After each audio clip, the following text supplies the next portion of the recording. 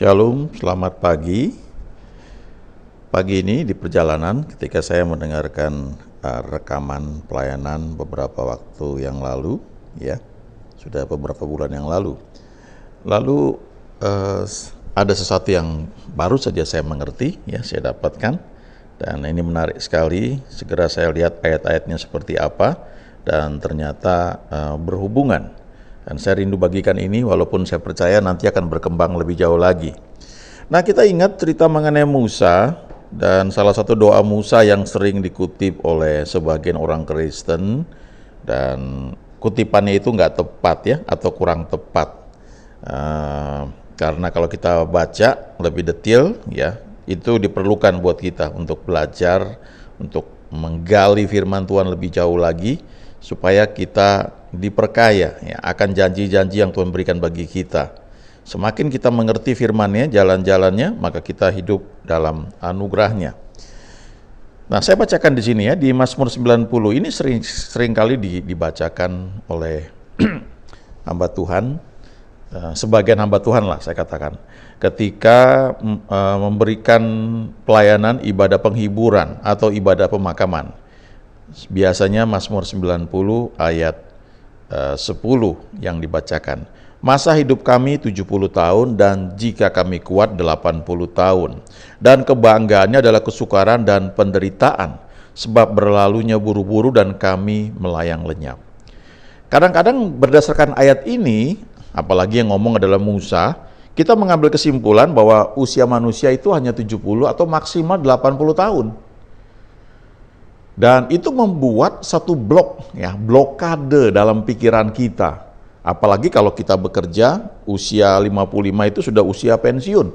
Kecuali kalau kita dosen kalau nggak salah bisa 60, bahkan profesor lebih dari itu. Tapi yang menjadi masalah tanpa kita sadari, begitu dalam pikiran kita ada batasan, wah sudah usia pensiun, sudah masuk masa di mana kita tinggal menikmati saja, paling bermain dengan cucu, nggak ada lagi prestasi yang perlu kita kejar, tinggal tunggu nanti pulang ke surga, lalu kita nggak produktif, dan sebagian bahkan menganggap itu hal yang biasa. Kalau sakit-sakitan dikatakan itu kenapa, sakit tua, ya. Jadi dianggap itu hal yang biasa. Kita nggak pernah meneliti kenapa Musa ngomong seperti ini di Mazmur 90 ayat 10. Kalau kita baca, ini sebenarnya adalah doa Musa, dan ini keluhan dia, keprihatinan dia ketika dia sebagai pemimpin, sebagai leader, memimpin bangsa Israel keluar dari Mesir. Dia memimpin bangsa yang suka berontak. Berulang kali mereka berontak, sehingga akhirnya keluar satu keputusan bahwa mereka harus muter-muter di padang gurun selama 40 tahun. Dan selama 40 tahun itu mereka muter-muter di padang gurun, walaupun dikatakan sepatu dan pakaian mereka tidak rusak, tapi badan mereka yang akhirnya harus mati. Sehingga semua angkatan yang keluar dari Mesir tidak ada yang berhasil masuk tanah perjanjian. Semuanya mati di padang gurun. Hanya Joshua dan Kaleb yang akhirnya masuk tanah perjanjian. Firman Tuhan berkata, Yosua dan Kaleb itu lain jiwa yang ada pada mereka. Artinya mereka mengizinkan jiwa mereka itu diperbarui. Ya, kalau kita sebagian menyebutkannya ini sanctification. Ketika kita lahir baru, ya, kalau konteks perjanjian baru, kita terima Tuhan Yesus, roh kita menjadi ciptaan baru. Roh kita menjadi roh yang penurut, roh yang layak untuk menyembah Tuhan. Kita bisa manggil Allah itu dengan sebutan Aba, Bapa. Tapi selama kita hidup di dunia ini, kita perlu yang namanya sanctification. Jiwa kita itu diperbarui, supaya apa yang Tuhan deposit dalam roh kita itu bisa keluar dengan bebas, tanpa terhalang oleh pola pikir, cara berpikir yang salah, oleh emosi, atau oleh kehendak kita yang tidak sejalan dengan kehendak Tuhan. Ya, kita perlu belajar itu. Kehendak kita itu tanpa sadar bisa diikat oleh iblis, sehingga kita bisa dibawa ke tempat-tempat yang tidak baik. Tapi di sisi lain, kalau kita baca firman Tuhan, Tuhan juga bergerak lewat kehendak. Paulus mengatakan itu di Filipi 2 ayat 13, sebab Allah lah yang mengerjakan di dalam kamu baik kemauan atau keinginan maupun pekerjaan menurut kerelaannya. Sebenarnya kalau kita pelajari, cara kerja iblis itu niru cara kerja Tuhan semua. Apa yang Tuhan kerjakan, dia juga tiru seperti itu. Tuhan bekerja lewat musik, dia juga pakai musik. Tuhan bekerja lewat keinginan, dia juga lewat keinginan. Lalu kadang-kadang kita lihat beberapa hal, kok seperti dukun, kadang-kadang kita bilang begitu ya. Sebenarnya lebih tepat dukun yang niru-niru, ya. Ada tindakan profetik misalnya, ya. Ada beberapa hal dan kadang-kadang itu bisa beda pendapat, tapi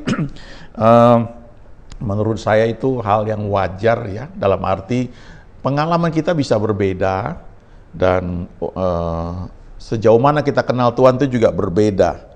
Saya kenal lumayan dekat dengan hamba-hamba Tuhan yang dipakai dengan luar biasa ya. Ada 2 hamba Tuhan yang saya kenal sudah bersama Tuhan sekarang. Yang satu itu dia selalu berusaha untuk mendengar Tuhan itu bicara apa dan dia nurut. Dan ini orang luar biasa. Kalau belajar ketaatan dari dia itu wah luar biasa ya.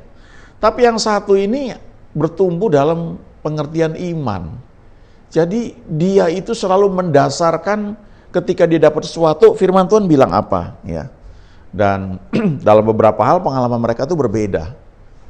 Setidaknya saya tahu ada 1-2 kejadian ya, ketika mereka ini sama-sama mendoakan orang yang kritis. Yang satu bilang bahwa sudah waktunya orang ini pulang ke surga, tapi yang satu lagi dia kutip firman Tuhan, setidaknya di Injil Yohanes ketika Tuhan berkata bahwa Tuhan Yesus sedang berdoa waktu itu kepada Bapanya di surga, dan dia bilang, aku tidak meminta engkau mengambil murid-muridku dari dunia, tetapi supaya engkau melindungi mereka dari yang jahat.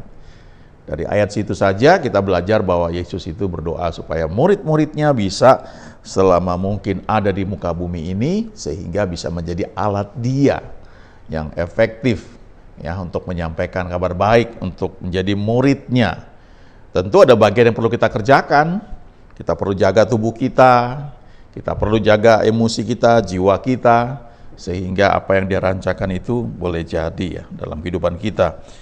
Nah, kembali mengenai kisah Musa ya. Jadi Musa ini satu keprihatinan ya yang dia tunjukkan dalam doa ketika dia melihat kok orang-orang ini semuanya mati pada usia 70 atau 80 tahun. Itu usia orang-orang Israel dewasa yang keluar dari Mesir.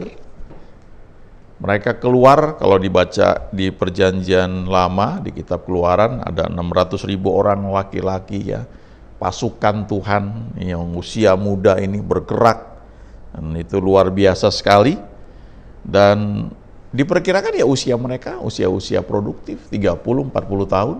Jadi kalau ditambah 40 tahun muter-muter di padang gurun, ya maksimal 30, tambah 40, 70, atau 40 tambah 40, 80 tahun. Mereka semua mati, tapi bukan karena itu rencana Tuhan dari awal, tapi karena mereka berontak sehingga ada 40 tahun muter-muter di padang gurun. Harusnya nggak selama itu. Kalau kita jalan kaki, ya ada hamba Tuhan bagikan, kalau lurus langsung ngambil garis lurus dari Mesir ke Israel, dia bilang nggak makan waktu lama. Ya mungkin 11 hari, ya, mungkin 2 minggu, taruhlah sebulan. Setahun juga udah terlalu lama itu, ya. Tetapi ini sampai 40 tahun. Karena mereka berontak, mereka nggak percaya. Tapi Kaleb bin Yefune dan Yosua masuk ke tanah perjanjian. Kenapa? Karena kalau Yosua itu yang menggantikan Musa, itu dikatakan orang yang setia, yang mengikuti Musa, menjadi abdi Musa. Dia belajar menjadi pelayan untuk melayani Musa, sehingga kemudian Tuhan pilih dia menggantikan Musa. Ini pelajaran penting ya kalau kita dalam pelayanan. Tuhan taruh di hati kita untuk menjadi orang yang menolong leader, pemimpin di atas kita, maka pengurapan atau hal yang Tuhan pakai dalam leader tersebut, itu yang akan kemudian dilanjutkan oleh orang-orang yang melayani dia, orang-orang yang dekat dengan dia. Tentunya semuanya dalam konteks rencana Tuhan ya. Nah, kalau Kaleb dikatakan lain jiwanya itu dibentuk begitu rupa sehingga dia lebih percaya pada janji Tuhan, kuasa Tuhan dibandingkan apa yang dia lihat dengan mata jasmani dia. Jadi waktu Yosua dan Kaleb bersama 10 orang pengintai mengintai negeri perjanjian selama 40 hari mereka ada di sana, lalu mereka kembali membawa hasil bumi yang luar biasa dan mereka bilang negeri ini luar biasa ya. Nah, yang 10 orang bilang tapi negeri ini walaupun luar biasa dihuni oleh raksasa-raksasa, orang-orang yang makan orang, yang makan manusia. Kita ini seperti belalang katanya di hadapan mereka. Tapi Kaleb bilang, enggak seperti itu. Negeri ini luar biasa bagus ya, dan Tuhan menyertai kita. Kuasa yang membackup mereka itu sudah nggak ada sehingga kita bisa merebut negeri ini dan kita bisa tinggal di dalamnya. Nah, itu karena jiwanya diperbarui. Ketika Tuhan berikan janji kepada kita, itu nggak otomatis langsung jadi ya. Dia berikan satu vision, membangkitkan satu kerinduan, lalu ada hal yang perlu kita kerjakan, ada proses yang harus kita lalui. Waktu dulu saya kagum melihat orang main gitar bagus. Kalau saya mau main bagus ya saya harus latihan. Saya punya gitar ya, saya belajar tanya sini tanya sana, kemudian saya kursus. Kursus nggak cukup karena kursus sejam seminggu sekali. Itu isinya teori dan dasar-dasar, lalu ada waktu seminggu buat latihan di rumah. Nah, kalau nggak latihan nggak akan maju. Ya. Jadi kembali kepada kita masing-masing. Ketika Tuhan memberikan janji, jangan malas. Ya. Ada hal-hal yang perlu kita kerjakan. Jangan mager itu malas gerak, itu istilah para milenial sekarang ya. Ayo ya. Jangan hanya mengasihani diri sendiri atau kemudian ya self pity ya, mengasihan diri sendiri. Coba melihat seperti Kaleb.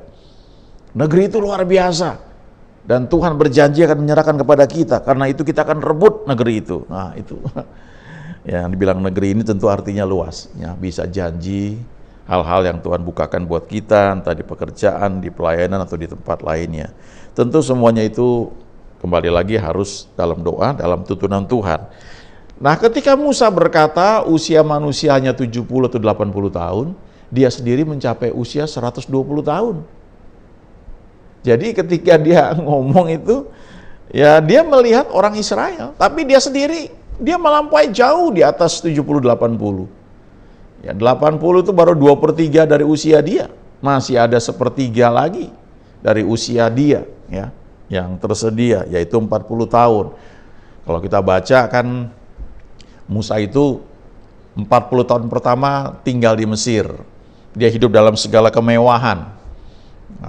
Dia disebut anak dari putri Firaun. Ya pasti fasilitasnya luar biasa, pasti. Ya dia sekolah di yang tempat terpilih, terpandang. Bahkan ada yang mengatakan catatan sejarah itu ada seorang jenderal dari Mesir yang terkenal dan diduga itu adalah Musa. Dan Alkitab berkata memang di Kisah Rasul bahwa Musa itu berkuasa dalam segala perkataan dan perbuatannya. Itu dikatakan demikian ya, Musa. Tapi toh pada usia 40 tahun timbul keinginan dalam hatinya untuk melihat saudara-saudaranya yang bekerja, yaitu orang-orang Israel. Nah, dia merasa panggilan bahwa Tuhan mau pakai dia memimpin orang Israel ini keluar dari Mesir. Dia merasa punya power. Tapi ketika dia membunuh orang Mesir, akhirnya dia malah lari, dia ketakutan. Dan kemudian 40 tahun berikutnya dia sepertinya bersembunyi atau disembunyikan Tuhan. Lalu setelah dia berusia 80 tahun, baru Tuhan panggil dia. Di situ rasa percaya dirinya sebagai orang yang hebat, seorang yang berkuasa dalam perkataan dan perbuatannya itu sudah hilang. Jadi ketika Tuhan mau panggil dia untuk membawa orang Israel keluar dari Mesir, dia menolak. Karena dia merasa dia gagal. Dan dia bilang, aku nih orang yang nggak pandai berkata-kata. Padahal di kisah 7 dikatakan, kisah Rasul, bahwa Musa ini berkuasa dalam perkataan, dalam perbuatannya. Tapi dia bisa berkata, aku nggak punya kemampuan untuk berkata-kata. Sampai Tuhan bilang, itu ada Harun abangmu, nanti akan jadi juru bicaramu. Pada akhirnya kalau kita perhatikan, ya Musa juga yang ngomong, ya Harun sekali-sekali, tapi Musa yang memimpin orang Israel. Dia mengadili seluruh orang Israel, walaupun kemudian ada hikmat yang Tuhan berikan lewat mertuanya Yitro untuk membagi kelompok-kelompok, sehingga Musa itu hanya menangani perkara-perkara yang besar.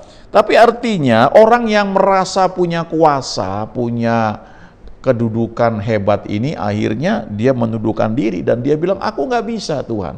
Dan saat itulah baru Tuhan mulai pakai dia. Jadi 80 tahun pertama dalam kehidupan Musa itu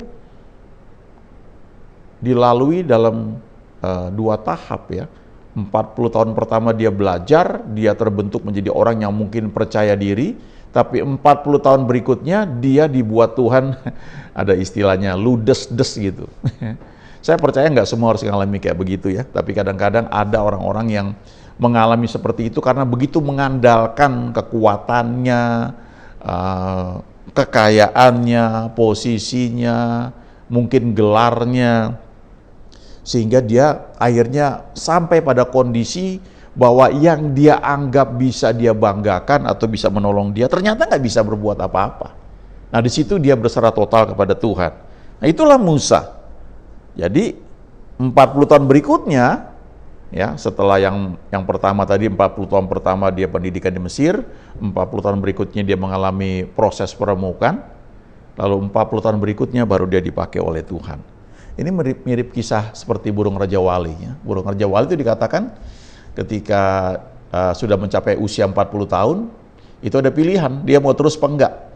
Kalau dia mau terus, maka dia akan terbang ke puncak gunung yang tinggi sekali, ya mungkin menyediakan makanannya semua di sana, dan lalu dia memulai prosesnya dengan mencabut bulu-bulunya semuanya, ya sampai habis dia patahkan cakarnya, ya sampai copot semua, lalu paruhnya dia pukul-pukulkan ke batu, dinding batu di gunung yang tinggi, sampai copot itu paruhnya semua, dan dia menunggu sampai bulu-bulu yang baru itu tumbuh, kemudian cakarnya tumbuh, paruhnya itu juga tumbuh, dan dia bisa hidup 30 tahun lagi, ya. Lebih dari setengah hidupnya yang pertama ya, 40 tahun pertama dia terbang dengan kekuatan yang awal, tapi kemudian diperbarui masa mudanya ya. Kekuatannya diperbarui seperti masa mudanya, dan masih ada 30 tahun fase kedua dalam kehidupan dia untuk menjadi Raja Wali yang siap untuk terbang kembali. Jadi kalau kita bandingkan perkataan Musa ini, ya kenapa dia berkata 70 atau 80 tahun? Karena memang orang itu hidup dengan kehendaknya sendiri. Tapi ketika dia sudah mencapai usia 70 atau 80 tahun, seperti Musa, itu kekuatan jasmaninya sudah merosot, dan sebenarnya menurut saya bukan soal merosot kekuatan jasmaninya, tapi ketergantungan dia pada keunggulan yang dia miliki sebelumnya itu sudah habis. Lalu saat itulah kehidupan baru itu dimulai. Kalau untuk Musa itu perlu waktu 80 tahun. Lalu 40 tahun berikutnya dia dipakai Tuhan menjadi orang yang sangat luar biasa. Satu-satunya orang di Alkitab yang tercatat ketika dia mati, ya, dia mau meninggal, dia tahu waktunya sudah tiba, Tuhan bilang, "Ayo naik ke gunung." Dan dia naik ke gunung, orang Israel melihat pemimpinnya naik ke gunung sendirian. Pada usia 120 tahun, matanya belum kabur, kekuatannya masih tetap prima, dan kemudian dia mati di gunung tersebut, dan Alkitab berkata Tuhan yang menguburkan Musa. Ya, dan gak ada yang tahu kuburnya di mana. Kalau ada yang tahu mungkin bisa jadi monumen, jadi tempat wisata. Ini kuburnya Musa, begitu ya. Ya, kalau pergi ke Sinai di Mesir, banyak orang bela-belain naik onta, kemudian naik jalan kaki sampai ke atas, dan mereka uh, merasa mendapatkan satu momen di mana Musa sekian ribu tahun yang lalu berdoa dan berjumpa Tuhan di sana. Padahal nggak ada yang tahu persis tempatnya di mana. Tapi yang saya tahu kalau orang ke sana biasanya mereka merasakan istilahnya magic moment. Ya, ada orang yang berdoa di sana dan tahun depannya anaknya masuk sekolah yang diidam-idamkan. Ya, puji Tuhan ya. Walaupun menurut saya kalau di perjanjian baru ya kita nggak perlu harus ke Gunung Sinai berdoa dan Tuhan kabulkan. Dimanapun kita berdoa Tuhan mendengar, tapi memang kadang-kadang ada satu tempat tertentu yang menolong kita untuk percaya. Ya. Tapi sekali lagi kita tidak harus pergi ke sana untuk doa kita dijawab. Nah, Musa adalah orang yang paling lembut mukanya, orang yang paling lembut hatinya di permukaan bumi, ya, dikatakan seperti itu. Nggak ada yang hatinya seperti dia, begitu lembutnya. Sampai Tuhan tuh berbicara dikatakan berhadapan muka. Kenapa dia punya hati yang lembut? Karena proses pendidikan yang dia lalui. Dari orang yang selama 40 tahun pertama itu percaya diri, dibentuk menjadi orang yang hebat, tapi 40 tahun berikutnya dia seperti kehilangan percaya diri, ya bukan seperti, memang hilang kepercayaan dirinya. Sudah nggak punya apa-apa lagi. Jadi yang dibilang 80 tahun itu masa hidup manusia itu, ya itu dialami Musa. Setelah itu Tuhan memakai dia dan dia bangkit menjadi orang yang dipimpin oleh Tuhan. Nah, kalau kita baca firman Tuhan ya, Alkitab ini banyak hal-hal yang menarik. Kadang-kadang kalau kita baca ya tentu perlu tuntunan Tuhan ya. Tapi salah satunya ini, Mazmur 147 ya. Ini yang saya diingatkan. Ayat 10 ya. Coba ya saya bacakan. Mazmur 147 ayat 10. Ia tidak suka kepada kegagahan kuda. Ia tidak senang kepada kaki laki-laki. Kenapa disebut kegagahan kuda? Karena itu lambang kemampuan manusia atau teknologi atau sesuatu yang kita banggakan. Amsal berkata kuda diperlengkapi untuk hari peperangan, tetapi kemenangan ada di tangan Tuhan. Jadi memang ada bagian yang perlu kita lakukan, mempersiapkan kuda untuk peperangan, tetapi kemenangan itu ada di tangan Tuhan. Jadi kita nggak bisa mengandalkan hanya persiapan kita atau kuda kita, tapi kita belajar mengandalkan Tuhan. Ia tidak senang kepada kaki laki-laki, ya kenapa? Ya itu lambang kegagahan ya. Nah, lalu ini perlu kita baca ayat selanjutnya, ayat 11. Tuhan senang kepada orang-orang yang takut akan Dia, kepada orang-orang yang berharap akan kasih setianya. Jadi sebenarnya kita perlu belajar untuk senantiasa mengarahkan hati kita kepada Tuhan. Dalam pelayanan juga begitu, dalam pekerjaan, dalam bisnis ya juga begitu. Kita persiapkan segala sesuatu dengan baik, tapi kemudian kita perlu bawa kepada Tuhan dalam doa dan berkata, Tuhan, tuntun kalau kami salah, tolong arahkan. Ya, dan saya percaya Tuhan itu selalu mau mengajar, membimbing kita. Dan Dia tentunya ingin yang terbaik buat kita. Kalau kita baca sedikit lagi ya, Mazmur 147, ya tadi ayat 10, ayat 11, ini saya lompat ayat 15 ya, lihat. Ia menyampaikan perintahnya ke bumi, dengan segera firman-Nya berlari. Lalu lompat ayat 18, Ia menyampaikan firman-Nya lalu mencairkan semuanya. Ia meniupkan anginnya, maka air mengalir. Nah, ayat 19, Ia memberitakan firman-Nya kepada Yakub, ketetapan-ketetapannya dan hukum-hukumnya kepada Israel. Ini Alkitab Perjanjian Lama itu dalam bahasa Ibrani. Ya, kalau Perjanjian Baru itu bahasa Yunani. Kata firman itu ada yang namanya rema, ada yang namanya logos. Tapi kalau di Perjanjian Lama, ya tentu istilahnya beda. Ya, saya juga belum cek pengertiannya apa. Tapi saya dapatkan hal yang menarik ini. Ini pagi ini di ayat 19. Tuhan memberitakan firman-Nya kepada Yakub. Siapa itu Yakub? Yakub ini orang yang dibentuk dari nggak punya apa-apa ketika dia pergi ke Laban ke rumah pamannya. Dia cuma bawa satu tongkat, tapi ketika dia kembali, dikatakan dia bawa 2 pasukan. Ya, dia bawa istri-istrinya dan anak-anaknya, dan dia berkali-kali mengalami perjumpaan dengan Tuhan. Bahkan ketika dia bekerja di Laban, ketika Laban menipu dia, selalu dia bisa mengatasi itu dan dia berhasil dalam pekerjaannya. Kalau Laban bilang yang menjadi upah penggembalaanmu adalah kambing domba yang bercoreng-coreng, maka semua kambing domba yang bercoreng-coreng itu, semua kambing domba yang sedang kawin itu melahirkan anak-anak yang bercoreng-coreng. Ya. Kalau Laban bilang yang menjadi upahmu anak domba yang berbintik-bintik, maka yang lahir semua anak domba yang berbintik-bintik. Jadi dikatakan 10 kali perjanjian kerjanya diubah, tapi Yakub selalu diberkati oleh Tuhan. Jadi Yakub ini orang yang dekat dengan Tuhan. Tuhan berbicara sama dia. Tuhan menyampaikan firman-Nya. Itu Yakub. Tetapi dikatakan lebih lanjut di ayat 19 ini, Tuhan menyampaikan ketetapan-ketetapannya dan hukum-hukumnya kepada Israel. Nah, Israel ini awalnya kan Yakub namanya diubah menjadi Israel, Prince of God, ya, pangeran Tuhan. Nah, ketika Yakub sudah punya anak besar semua, itu menjadi 12 suku, dan ini menjadi dikenal sebagai bangsa Israel. Nah, bangsa Israel ini cuma menerima ketetapan dan hukum. Mereka cuma tahu itu.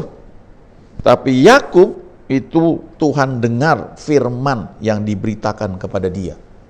Jadi artinya Tuhan tuh bicara sama Yakub sama seperti Tuhan bicara kepada Musa, orang yang lembut hatinya ini. Tapi orang-orang Israel hanya tahu aturannya. Nggak boleh begini, harus begini. Mereka nggak kenal Tuhan secara pribadi. Nah, kalau kita hanya ke gereja atau beribadah, hanya tahu berdasarkan hukum-hukum, kita akan ribut, ya. Nggak nyaman sekali. Kita banyak hal bisa diributkan di Alkitab, ya, banyak sekali. Dari soal persepuluhan, soal buah sulung, ya, soal apa saja. Kalau kita sudah cuma sampai di ketetapan, kita akan ribut satu dengan yang lain. Tapi kalau kita mendengar firman dari Dia, itu menjadi milik kita. Tuhan bicara sama kita. Maka orang lain mau ribut apapun, kita nggak pusing. Ya. Di zaman semua serba terbuka, kadang-kadang satu pelayanan atau persekutuan atau satu gereja, mungkin ada satu firman yang disampaikan dalam konteks tertentu dan orang-orang diberkati. Lalu orang-orang yang merasa diberkati ini mungkin menceritakan ke orang lain, atau mungkin rekaman pelayanan itu dilihat oleh orang-orang lain yang tidak berada dalam kondisi yang sama, tidak mengalami satu pengalaman yang sama, maka apa yang mereka dengar itu ditafsirkan bisa beda. Dan itu menjadi ya, hal-hal yang harusnya nggak dipeributkan. Ya, beberapa tahun yang lalu ada istilah teologi kemakmuran, teologi kemiskinan, teologi sengsara, ya. Lalu ada istilah hyper grace. Apa sebenarnya yang terjadi, ya? Ya, mungkin seperti yang dikatakan di Mazmur 147 ayat 19 ini. Kita ini cuma seperti orang-orang Israel yang mendengar ketetapan hukum yang sudah jadi. Kita nggak dengar sendiri dari Tuhan. Seperti Yakub. Dikatakan di ayat 19, Tuhan memberitakan firman-Nya kepada Yakub, ketetapan-ketetapannya dan hukum-hukumnya kepada Israel. Jadi artinya apa? Ya, kita kembali harus kepada Tuhan, hubungan kita dengan Tuhan. Itu sama juga ketika kita mengutip atau mendengar hamba Tuhan mengutip Mazmur 90 tadi. Dikatakan masa hidup kita hanya 70 atau 80 tahun. Lalu kebanggaannya, kesukaran. Apakah itu yang Tuhan janjikan? Hidup yang sama sekali beda dari apa yang Dia janjikan. Apakah seperti itu? Jangan lupa, itu firman yang Musa ucapkan untuk menceritakan kondisi orang Israel. Di perjanjian baru, Tuhan mengajarkan doa Bapa kami. Bapa kami yang di surga, dikuduskanlah namamu, datanglah kerajaanmu, jadilah kehendakmu di bumi seperti di surga. Di surga nggak ada penyakit, di surga tidak ada kesulitan, Dan kita diajar berdoa untuk kehendaknya yang baik yang di surga itu jadi dalam hidup kita di bumi ini. Waktu kita masih di bumi, waktu kita masih hidup, kita bisa menikmati apa yang Tuhan janjikan yang baik buat kita semua. Tentu kembali lagi semuanya adalah hubungan pribadi kita dengan Tuhan. Ya. Mari belajar untuk mengizinkan Roh Kudus mengajar kita. Tiap minggu kita dengar firman Tuhan, atau kita dengar banyak hal, mungkin dari YouTube, dari internet, tapi coba belajar seperti orang-orang Yahudi di Berea. Mereka terima firman Tuhan dengan segala kerelaan hati, lalu setiap hari membaca, menyelidiki firman itu, apakah benar demikian. Mereka baca kitab suci, mereka selidiki, betul nggak seperti itu. Ya, kalau kita bekerja tentu kita nggak bisa sepenuh waktu, tapi kan ada waktu-waktu yang bisa kita gunakan untuk mencari Dia. Dan kita perlu menikmati karena Tuhan berjanji yang baik senantiasa itu buat kita. God is good all the time. Amin.